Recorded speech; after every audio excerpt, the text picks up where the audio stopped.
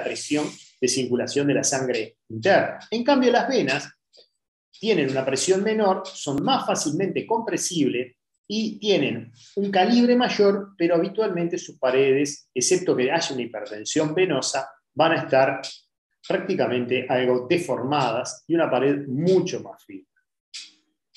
Claramente vemos acá la relación entre el esternocleidomastoideo, y hacia acá se podría estar presumiendo dónde está el borde externo del esternocleidomastoideo, y ahí la vena yugular interna.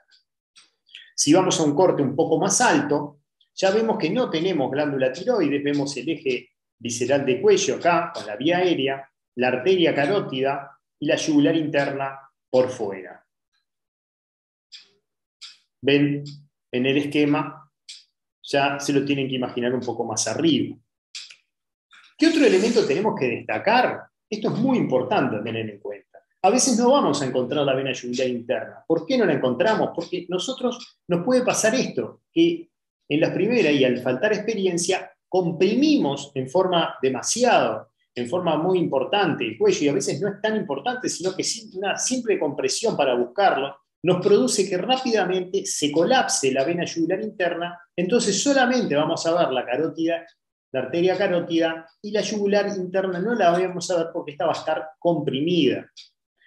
Entonces nosotros, si tenemos esta imagen solamente, lo que debemos hacer es levemente disminuir la compresión para que nuevamente nos aparezca la vena yugular interna.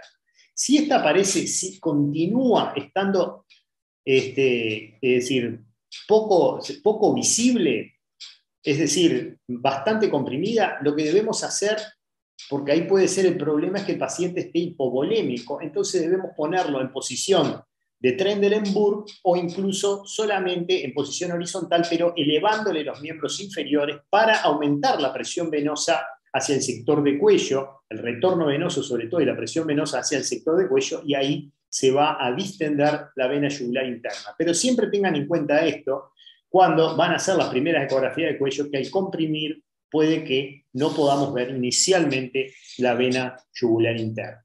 Una vez que está posicionada la vena yugular interna, nosotros podemos rotar sobre ese eje para ver la vena en su eje longitudinal.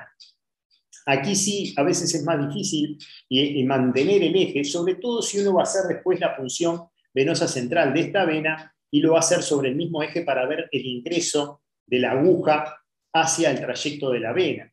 Y debemos tener cuidado de no habernos pasado, porque muchas veces al mover el traductor podemos confundirnos ahí sí con la arteria. Es por eso que muchas veces podemos utilizar el Doppler, y acá vemos el Doppler de faz pulsado, donde se ve la onda arterial y aquí la onda venosa, y aquí se está viendo con el color, el color lo que nos permite ver es el flujo hacia un lado o hacia el otro. Esto es decir, no necesariamente que sea rojo quiere decir que es arterial y el azul es venoso, sino que depende de hacia dónde está yendo el flujo, es decir, se va a marcar de rojo, o si va hacia el lado contrario en forma azul. Acá se puso para que el azul se fuera lo venoso, que va en sentido contrario al flujo arterial de la carótida. Estos son en corte más alto de cuello, donde estamos viendo ahí la bifurcación carotídea. Bueno, muchas gracias. Y todo esto de ecografía lo vamos a ver y vamos a practicarlo hands-on. Gracias.